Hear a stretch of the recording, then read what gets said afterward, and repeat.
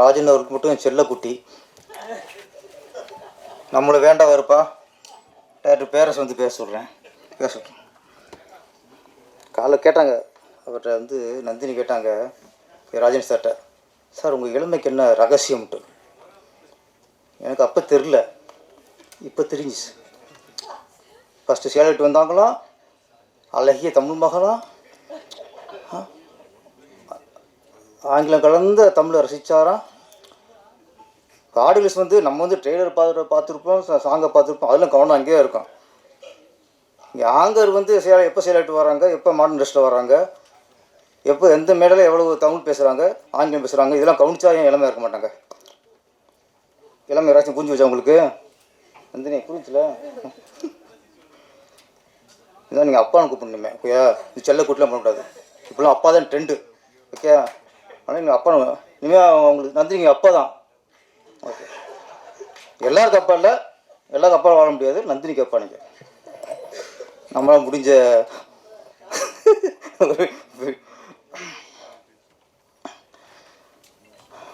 நல்லா இளையராஜா சாங்கை வந்து இசைஞானி இளையராஜா சாங் வந்து கேட்குற சந்தோஷமாக இருக்கும், அதை நம்ம பாடுற சந்தோஷமாக இருக்கும். வீட்லேயும் சரி, காரில் போகும்போது சரி, அவர் பாட்டை பாடினாலே அவ்வளோ சந்தோஷம் இருக்கும். இப்போ அவர் பாட்டை பாடுறதுக்கு அவ்வளோ பயமாக இருக்குது. இப்போ பாவம் நிஜாம் வந்து கலங்கி போயிட்டார். அதில் நீங்கள் லைவில் போகுது அப்படின்ட்டு நீங்கள் பதறீங்க. காப்பி ரைட்ஸ் வந்து இன்றைக்கி இந்தளவுக்கு பதட்டத்தை உண்டாக்கியிருக்கு. அது கொஞ்சம் சில இடங்களில் கொஞ்சம் குறைச்சிக்கணும். இந்த மாதிரி மேடையில் பாடுறதுக்கெலாம், அதுவும் இளையராஜா சார் பாட்டை பாடுறதுக்கெலாம் பயப்படக்கூடாது. அது வந்து நமக்கு பாட்டை பாட நமக்கு ஆத்ம திருப்தி இருக்கும், சந்தோஷம் இருக்கும்.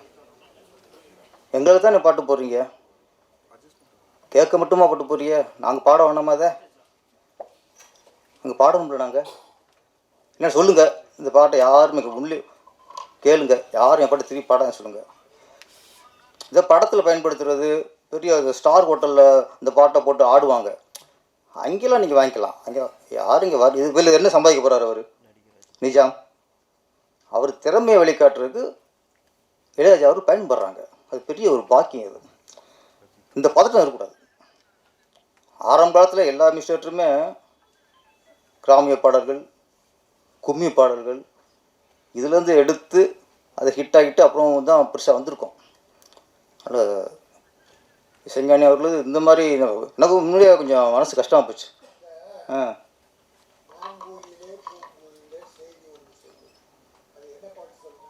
நீங்கள் சொல்லுங்கள். ஆமாம், ஏறுமையில் ஏறி விளையாடும் மயில் ஒன்று, மாங்குயிலே பூங்குயிலே. உங்கள் மேலே கேஸ் போடணும். போ நீங்கள் அதுக்கு முருகர் தான் போடணும். திருப்பரங்குன்றம் முருகர் வருவார். இல்லை சொல்கிறேன், நம்மளே பல இதில் எடுத்து தான் வந்திருக்கோம். சரி, அது கொஞ்சம் மனசு ஒரு வளர கலைஞர் இல்லை சார், எல்லாருக்கும் தான். அவங்களுக்கு அது ஒரு பயம். லைவில் போயிட்டுருக்கு, டப்புன்னு கட் ஆயிடுறாங்க. அந்த படத்தோட தயாரிப்பாளர் அனுரத்னா அவருக்கு வாழ்த்துக்கள். அவர் இந்த படத்தில் கதாநாயகன். ப்ரொடியூசராக லாபம் பெறணும், கதாநாயகனும் வெற்றி பெறணும், அது வாழ்த்துக்கள். இங்கே சந்தியா வந்திருக்காங்க. தமிழ்நாட்டுக்கு வந்து சந்தியா வந்து 3வது தலைமுறை நினைக்கிறேன். ஏற்கனவே ஜெயலலிதாவோட அம்மா அவங்களோட சந்தியா. அதுக்கப்புறம் காதல் படத்தில் பரத் இவட நடித்தாங்க, அவங்களும் சந்தியா. இப்போ ஒரு அடுத்த 3வது தலைமுறையாக சந்தியா வந்திருக்காங்க. ஆமாம், சந்தியான வெற்றி தான். ஓகே, ஆமாம், சந்தியா பேரே ஒரு ராசியான பேர் தான். அப்புறம் லீச், இப்போலாம் நிறைய படங்கள் இப்போ இங்கிலீஷ் ஸ்ட்ரீட்டாக வருது. ஆனால் ஒரு வகையில் ஒரு திரைப்படங்கள் தான் இப்போ நமக்குலாம் ஆங்கிலத்தை கற்றுக் கொடுக்குதுன்னு ஒரு தோணுது. இப்போ பீஸ்ட்னு படம் வந்துச்சு, உங்களுக்கு தெரில, நம்ம கேட்போம் என்ன மீனிங்ட்டு. அப்போ சொன்னாங்க இது மிருகம் அப்படின்னாங்க. கோட்னு வந்துச்சு, ஒன்றும் தெரில நம்மளுக்கு என்ன ஆடு அப்படின்னாங்க. இப்போ லீச்னு நமக்கு தெரியல, நான் கேட்டேன், இது அட்டைப்பூச்சினாங்க. இன்றைக்கு வந்து தமிழர்களுக்கு வந்து படங்கள் தான் இங்கிலீஷை கற்றுக் கொடுத்துருக்குன்னு நினைக்கிறேன். மலையாள இயக்குனர் பாசில் அவர்கள், இன்னுங்க யார் பெற்ற மௌனம் வந்துச்சு பத்திலா. ஆமாம், பாசில் அவர்கள் தமிழில் படம் பண்ணும்போது பூவே பூச்சுடவா, என் அழகான தமிழ் பெயர், பூவிலி வாசலிலே, ஒரு ஒரு கவித்துவத்தோட ஒரு தமிழ் பெயர், காதலுக்கு மரியாதை, கண்ணுக்குள் நிலவு, இதெல்லாம் ஒரு காலகட்டம். மலையாள இயக்குனராக இருந்தால் கூட தமிழ் வைக்கும்போது அவ்வளோ அழகான தமிழ் பேர் வைப்பாங்க. இன்றைக்கி எல்லாமே ஆங்கிலமாக போயிடுச்சு. அடுத்து குட் பேட் அக்லின்னு வருது. அஜித் சார் ரொம்ப பெருமையாக நினச்சான், வீரம், விவேகம், விசுவாசம், விடாமுயற்சி, நல்லா தமிழ் பேரை வச்சுட்டு இருந்தார். சரி, அவரும் குட் பேட் அக்லின்னு வச்சிட்டாரு. திரும்ப தமிழ் பேர் எல்லாருமே பெரியவர்களாக கொஞ்சம் தமிழ் பேர் வச்சா தான் நல்லது. நம்ம இங்கே வந்து சும்மா மும்மொழி இருமொழிங்கிறோம், அது திறவுலையும் கடைப்பிடிக்கணும்ல. ஸ்கூலில் மட்டும்தானா மொழி, இங்கேயும் தமிழ் திரையுலகம்னா தமிழ் படங்கள்னா அதுலேயும் தமிழ் கொஞ்சம் பார்த்துக்கணும்.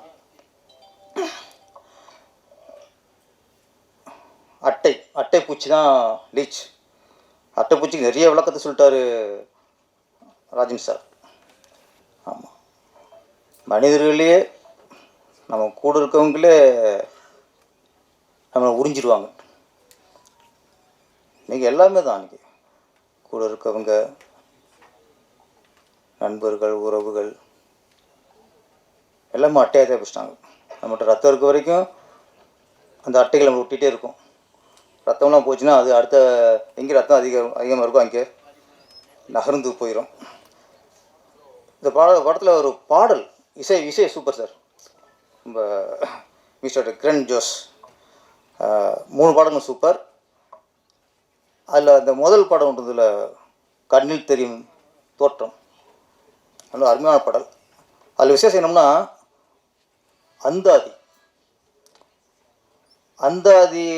அந்தாதியில் பாடல் வந்து ரொம்ப வருஷமாச்சு. தமிழ் ரொம்ப அபூர்வம். ஒரு சில பாடல் வந்துருக்கு. லால் கவிஞர் பெயர் லால், ரொம்ப அற்புதமாக எழுதியிருந்தார். கண்ணாசன் ஒரு படத்தில் இந்த அந்தாதியை பயன்படுத்தி பாட்டு எழுதியிருப்பார்.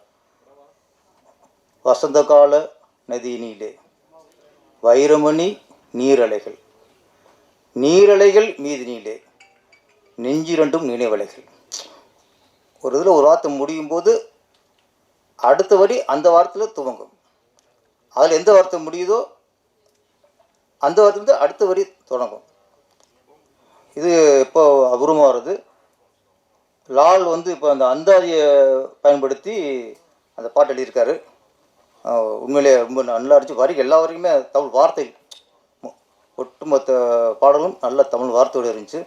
கவிஞர் லால் அவர்களுக்கு என்னுடைய வாழ்த்துக்கள். இது மலையாள டீமு. நான் வந்து மலையாள படங்களை ஒர்க் பண்ணியிருக்கேன், தெலுங்கு படத்தை ஒர்க் பண்ணியிருக்கேன்.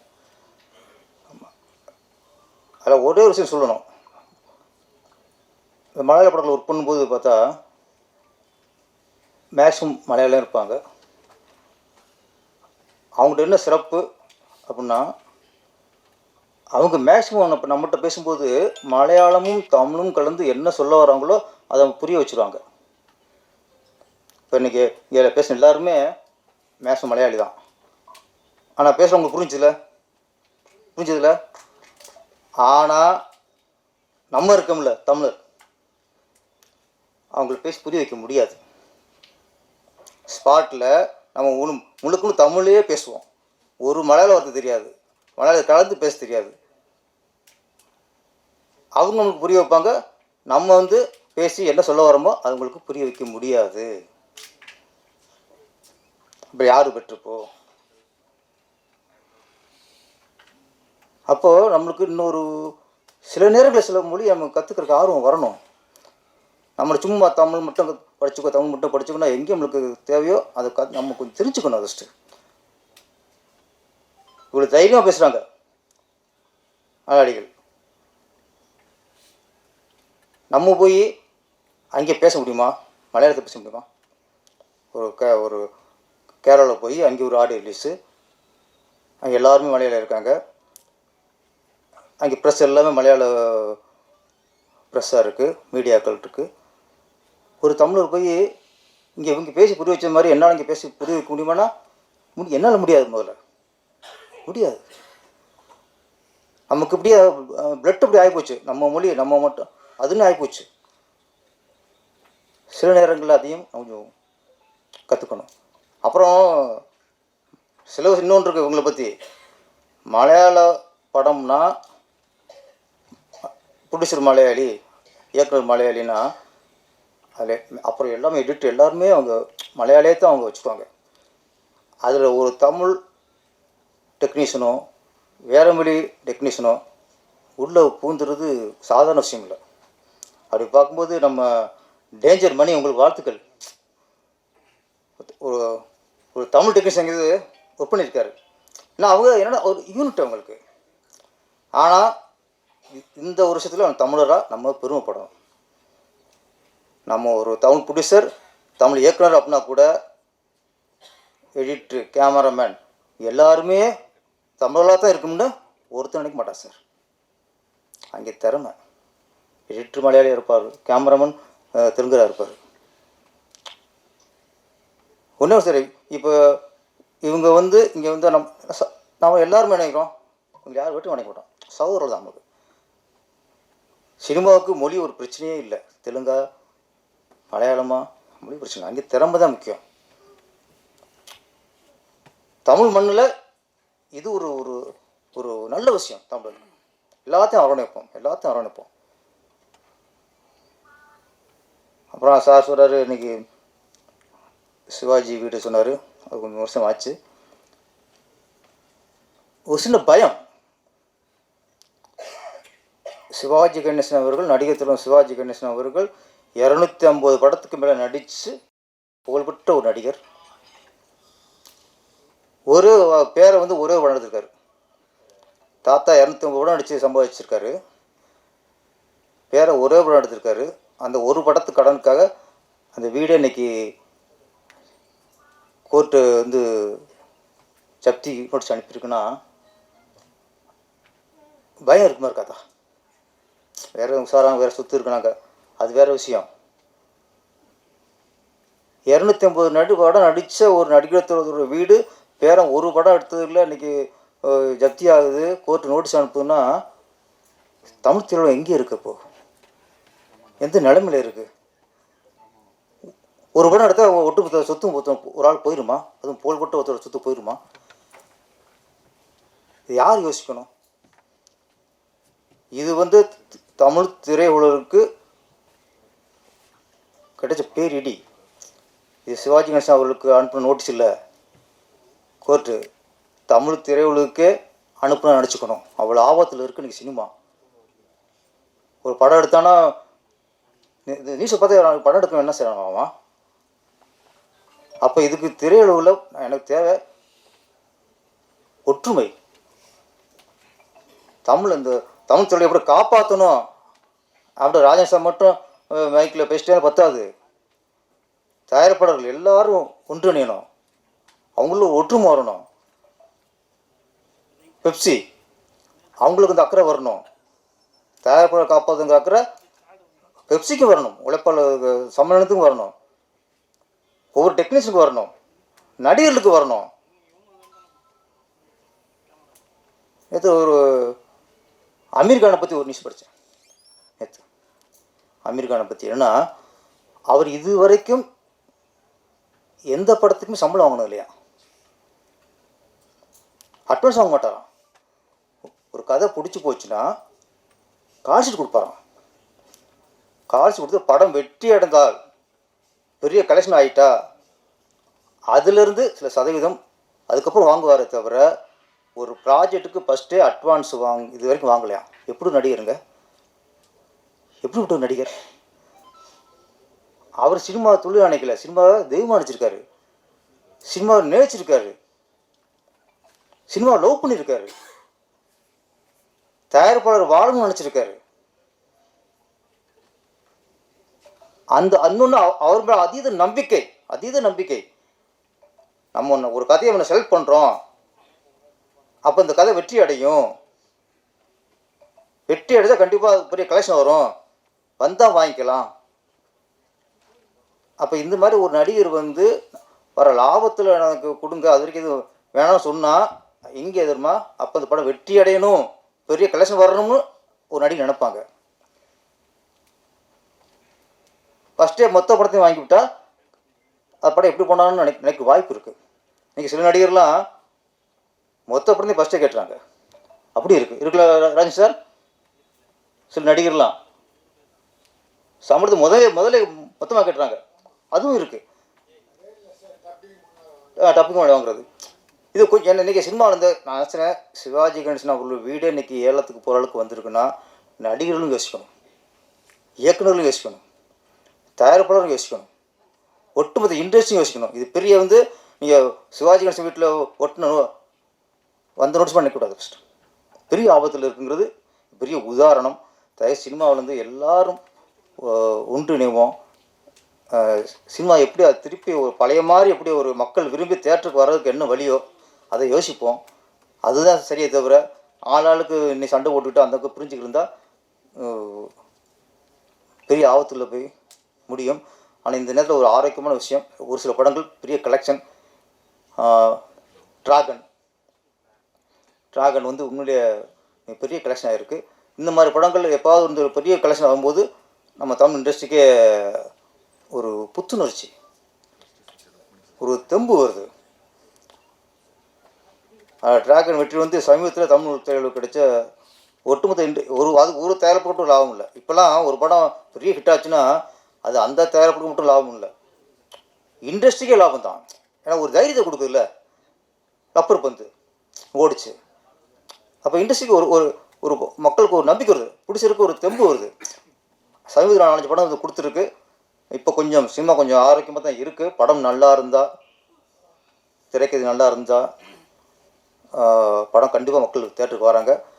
படமும் நம்ம எடுக்கிறதும் முதலீடு பண்ணுறது மட்டும் இல்லை, இயக்குநர்களும் கொஞ்சம் கதையிலையும் மற்ற எல்லாத்தையும் கவனம் செலுத்தணும். சினிமா ரொம்ப மோசமாக இருக்குது, திருப்பி கொண்டு வந்துடுவோம். இந்த படம் லீச் அட்டைப்பூச்சி, ஆமாம், இந்த அட்டைப்பூச்சி வந்து அட்டைப்பூச்சி இல்லாமல் வெற்றி பட்டாம்பூச்சியாக பறக்கணும். பட்டாம்பூச்சி பார்த்து எல்லாருக்கும், இயக்குனருக்கும் சரி, இயக்குனர் SM அவர்களுக்கும் சரி, மியூசிக் டைரக்டருக்கும் சரி, எல்லாருக்கும் இந்த படம் மிகப்பெரிய வெற்றியை கொடுத்து பேரும் புகழும் உண்டாகும். நன்றி, வணக்கம்.